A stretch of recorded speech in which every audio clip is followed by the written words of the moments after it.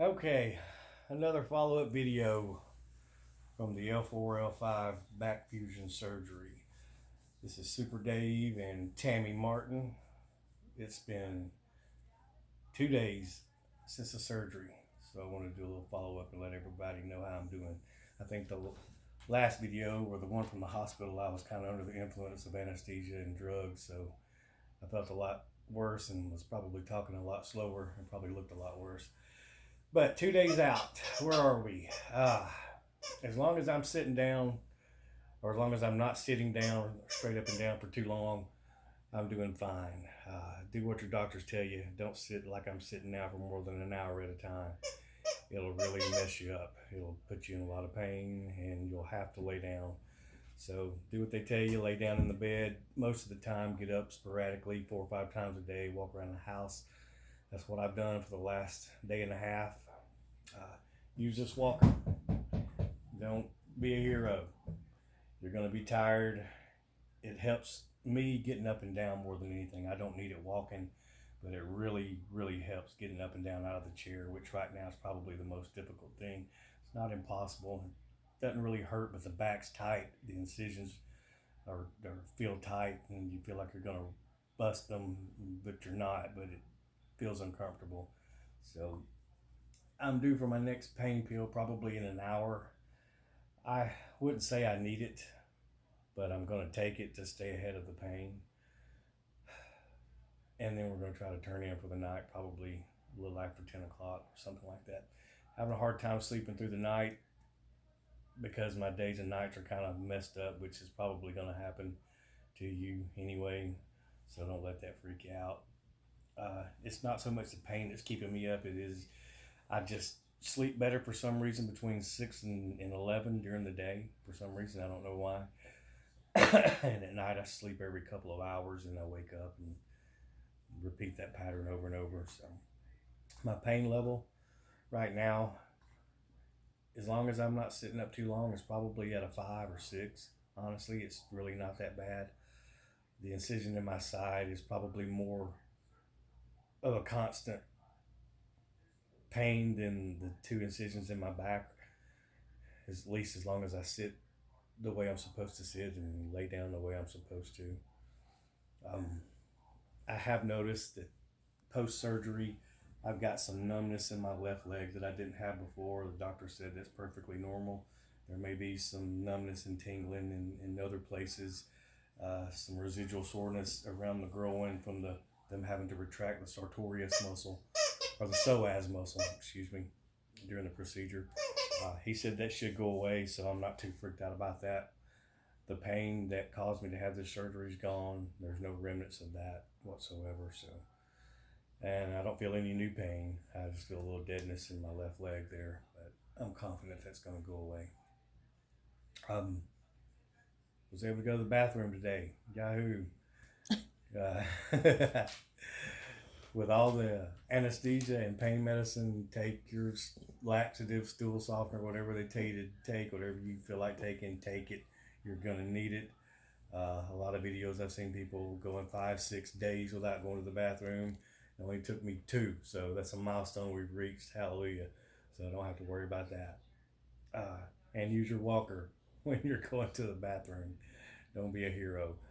I don't have it with me because it's in the bathroom, but I've got a back scratcher. It's about that long piece of wood with a little hook on the end of it that you scratch your back with. That thing has come in more handy for me in the last 12 hours than anything I could think of. Lifts the toilet seat up and down, pulls my shorts on up and down, picks some stuff up off the floor. Because once you drop something, unless you have somebody with you, it's going to stay there on the floor because that's the one place you cannot get to. Other than that, everything is going well. I'm thinking tomorrow I'm actually going to try to go to my gym and walk about 10 minutes on the treadmill while my wife does her workout. Uh, she'll probably be in there an hour. I might try to get 2 10-minute sessions in on the treadmill then, but nothing longer than that. We're going at a slow pace. There's no heroes here. Uh, but I feel pretty good. I'm surprised at how good I feel as long as I don't sit up too much or walk around too much. Listen to what they tell you. Follow their instructions. They know best. Uh, If you do what they say, you'll keep yourself out of pain. I think my dog's wanting to photobomb the video here, Sarah Belle. Smile for the camera, girl. Yeah, we had to leave her here at home. Most of the time we were at the hospital. My wife was only able to come home one time and let her out, so she was kind of freaked out about being left alone for about 36 hours with only one visit. But she's a trooper and a soldier, no accidents. Way to go. I guess that's all I've got for right now. Being physically fit. Yeah, something else my wife wanted me to add in there. The getting up and down. It's only, and I'll give you a little. I mean,